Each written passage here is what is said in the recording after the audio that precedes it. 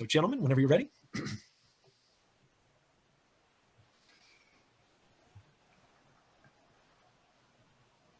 There we go. I hope you guys can all see this. Let's see. Awesome. I guess we'll get started. Hi, all. My name is Noe Avila. I'm Bryce Conyers. I'm Owen Engel. And today we'll be presenting to you of our semi-universal camera coupling system. We thank you all for your time this fine March evening, and I hope you all enjoy our presentation of our product. Oops. Now, you may recognize some of these camera brands on screen. All of these brands are very competitive, and they all strive to make the best camera and lens for professionals and hobbyists alike. Now, you must be thinking, what's wrong with that? That sounds incredible. However, each brand makes it so that their camera can only be used with their lens. Our aim is to make it so you can combine any camera with any other camera lens, giving the user more options than they otherwise wouldn't have. Our overall market demographic is split into three main diverse groups. Our first main group is professionals, mainly wedding photographers. Wedding photography requires the use of larger telephoto lenses. Oftentimes photographers may prefer the advanced Sony camera, but also want the renowned Canon lenses. Adapters also normally range from being $100 to $200 and add more cost to equipment that is already really expensive. Another demographic is educational institutions, meaning classrooms where maybe resources or budget may be limited. Depending on the circumstances, some photography classes may want to experiment with different camera lenses. By purchasing an adapter, they wouldn't necessarily need to pay into a proprietary system, since some lenses can cost anywhere from as little as $100 to upwards of $2,000 to $3,000. And we have amateur photographers that are just using whatever in camera and lens they have available.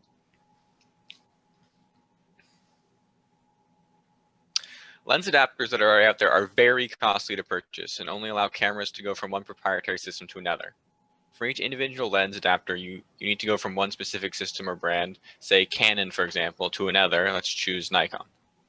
That same adapter will only work for Canon-based DSLR models to Nikon lenses and not vice versa, which means they can't be swapped back and forth. In order to switch from your favorite lenses, you need to either A, buy into the system and deal with the quirks of having to use the same brand, or B, use the brand that best suits your shooting style but have to pay a bunch extra for adapters and additional lenses. The following photos and drawings are of existing patents and products that help influence our design criteria. We noticed that the Canon Ef, the one in the upper left-hand corner, that a lens adapter is something that should have fins that go into a camera, something we didn't really know before. The tilt-shift adapter on the right-hand side has a multiple series of interlocking features that allow for ease of use. From this, we designed our design requirements. Our first design requirement is that it had to fit all the following name brands, these being Nikon, Canon, and Sony. This is to make our product available to up to 87% of the market. It had to also be straightforward to mount.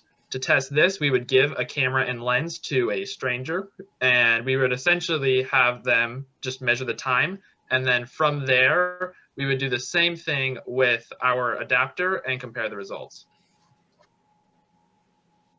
Our next design requirement was that it does not distort the image.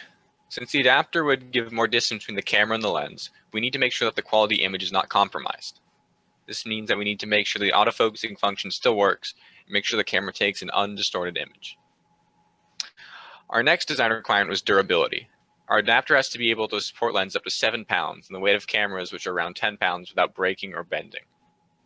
This is to make sure that our adapter can support most lenses and cameras safely without risk of failure.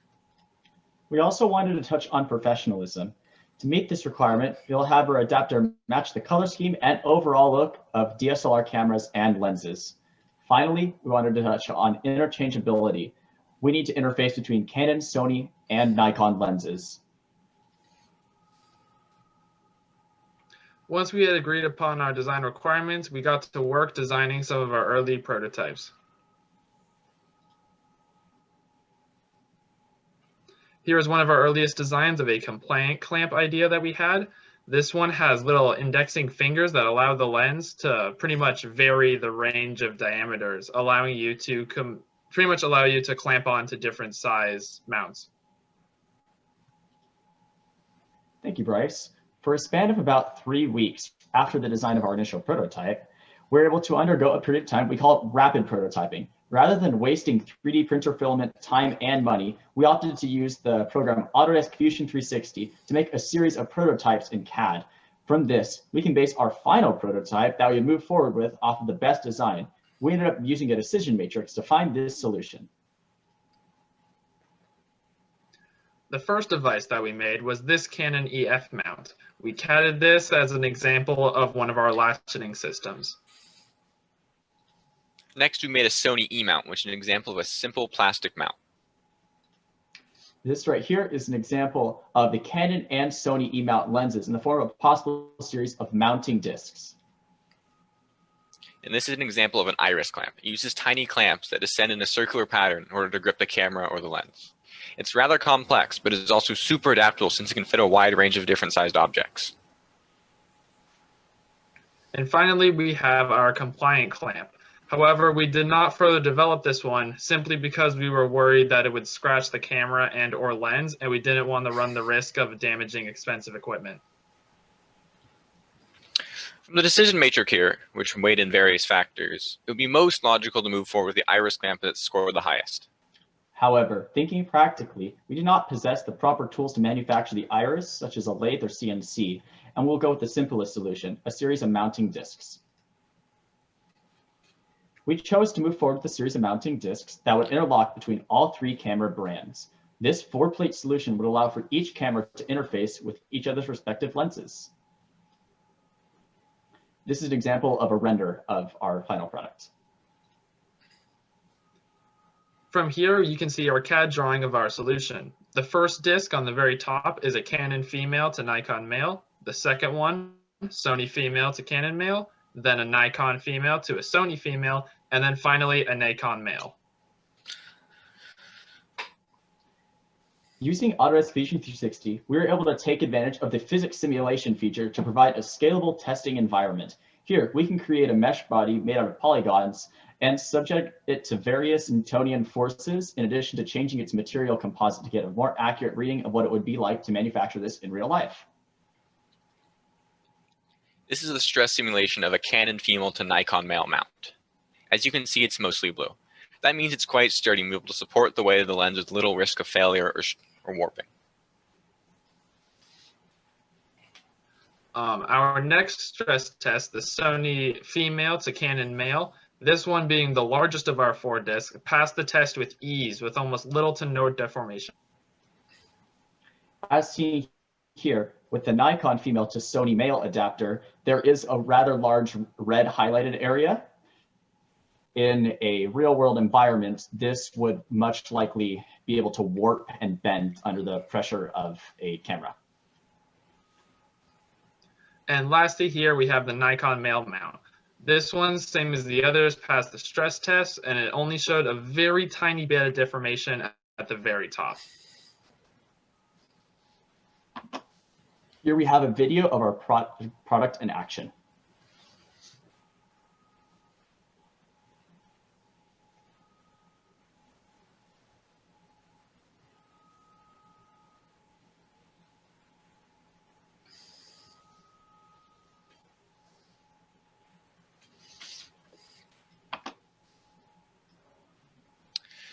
So we were able to determine the overall cost of our product by summing up the overall filament cost divided by the print mass of each lens plate that we produced. As seen by the table below, the overall cost to produce this entire project is about under $5, split between the 4 adapter plates. Eventually, giving a larger allotted time and tools like a CNC machine, mill, and lathe, we would have chosen to produce parts with better tolerances and higher grade materials like aluminum.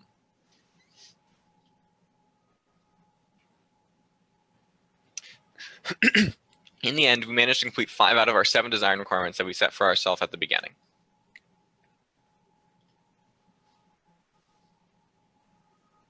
We passed our first design requirement because the device was able to attach to the testing tube that we had made in order to replicate the cameras and lenses of the brands we had chosen. However, sadly, we did fail our second design requirement because we were unable to complete the testing process we had outlined. Many in our group have family members that are at high risk of COVID, and the last we wanted to do was put them in unnecessary danger by having people we didn't know test our prototypes. So we had to say this one was a failure. Our third design requirement was also passed as we opted to produce our mounting disc out of PLA plastic via 3D printing. We unfortunately failed our photo distortion design specification because we deemed that our prototype would not be safe to test with actual camera lenses due to the brittle nature of 3D printed parts and plastic particulates falling off into a lens. We do not want to jeopardize a $1,200 camera sensor in the process of our testing. For our fifth design requirement, the durability one, we passed this because not a single mount broke in our Fusion 360 test simulations of 45 newtons. Fortunately, we are also able to complete our seventh design requirement of interchangeability as we were able to swap between our different testing cubes without the need for additional pieces. Finally, we completed our seventh design requirement of interchangeability, as it was able to be swapped between our different testing cubes without the need for additional pieces. Regarding our camera stakeholders, Mr. Thomas Leonfu, a local photographer, explained enthusiastically that he was very introduced in a second iteration of this product. It would be a great addition to a wedding photographer's camera bag. Oh, sorry. Our mentor, Cutler Corell, a mechanical engineer at Nord-Summit Syntec, explained that he would have incorporated a color element into our design that would allow you to align the plates much easier. And he also said that we should, if attempted again, learn more about tolerances with our manufacturing process. And we'd like to say a quick thank you to the Carlsbad Education Foundation for helping fund this wonderful program. We want to thank Mr. Feeberg for being an incredible teacher throughout these past years and for all your hard work and dedication to this class. And to Mr. Cutler Crowell, as well as Thomas Leonfu, for being there for us to bounce ideas off of and guide us along the way. Thank you, guys. Thank you. Thank you. Definitely great idea. I would, as someone that kind of likes to take pictures and film, you know, with the high-end cameras, you know, it's definitely has been a dear to my heart here. Can you elaborate a little bit on your simulations? What were the boundaries that you were able to come up with your you know, the different color grades there and so forth to know whether it's stress test and so forth? Of course. You're basically the boundary conditions. Yes, so we were able to subject a 45 Newton force on each of our products. If it was red, we know that there would be a rather high deformation, and it gave us an actual numerical value for each of our deformations of each of our products. And if it was blue, it would exhibit a lower deformation. And we chose the 45 Newton load because that was the average weight of like the lenses that would have been used on this camera. How did you guys come up with 45 newtons, the load there? So we were able to average the heaviest camera bodies, such as the Canon EOS 1DX, the Sony 8 Alpha 1, and the Nikon Z70. Those all weigh around at their peak about 8 to 9 pounds. So we wanted the bracket to be able to support the entire camera, because mostly if you're going to support it with a telephoto lens, you'd mount that entire thing to a tripod and then have your camera stick out. I would have thought with your simulations that it would be right there on the little grooves, it would be more the deformation would be, you know, on the bottom part. I can't read there, but you're pointing to it. Yeah, I would have thought maybe on the grooves it would be a little more challenging, that would be brittle there or so forth. Yeah, this one right here being displayed is a previous prototype. So we just use that one as an example to highlight all the different colors. Yeah. And specifically with our Nikon female to Sony male adapters, you can kind of see the deformation and the weak structure of it at the very end where it would be flimsy. But it's not the blue part, the little grooves. I would have thought maybe there would be the groove around the grooves there. Yeah. No, what I'm saying is instead of blue right there where you're pointing, I would have thought that would be red. Oh, yes. That's where, so that end piece right there is where the Canon, the body would actually be attached. So we were able to put each of our forces where most of the force would be being exhibited. Okay.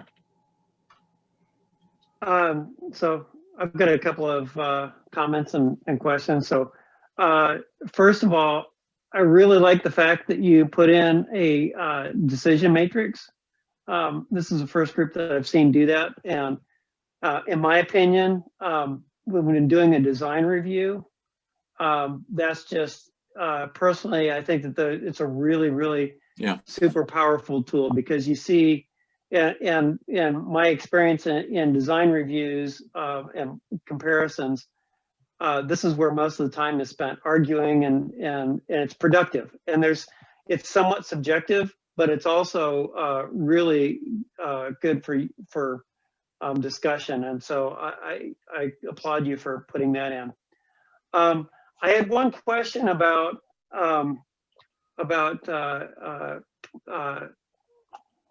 I guess patent protection and IP. So so you showed a patent at one point. Many of these companies, they have these mounting schemes, and it's not just for cameras, but for other things. They'll have a proprietary mounting scheme, and they will patent that, so that not only do they patent that mounting scheme, but anything that mounts to it. So that would be something to really pay close attention to, because if you tried to, come up with something like this and start selling it on Amazon, you might get a cease and desist order pretty quick. So it'd be something to look into and consider. So just a thought, but very nice creative solution. I also like the fact that you came up with some test mules for, so you didn't want to test it necessarily on cameras, but you made some simulation tools well, not only did your background your background work in CAD, but then tested it on some real hardware. And even though it wasn't the actual camera, you came up with something physical to test it on. So that's a nice job on that. Thank you. Thank you very much for that. Yeah. And I would echo, or maybe to the point that Mr. Sanchez was trying to make, a finite element, stress analysis can lead you down some pretty bad conclusions if you don't somehow test that against real world. It's really easy to get the loading wrong on that. So it's always good to at least kind of calibrate your models. The models show you where your stresses are, but it's always good to calibrate it against a real piece. If you do some testing, and if it breaks where the model predicts it would, or deforms where it predicts it would, then you've got a pretty good model. So they're good for getting insight, but they don't always give you a good final answer. All right, great feedback. Nice Thank job. you. I always learn so much listening to you. I think I take more away from this, or I don't know if I do, but I take so much away from the feedback. So excellent job, gentlemen. All right, last but definitely not least, we have a very relevant product to teenagers. Ethan, Connor, Warren, and Aiden, you are all our last of the night. Gentlemen, whenever you're ready.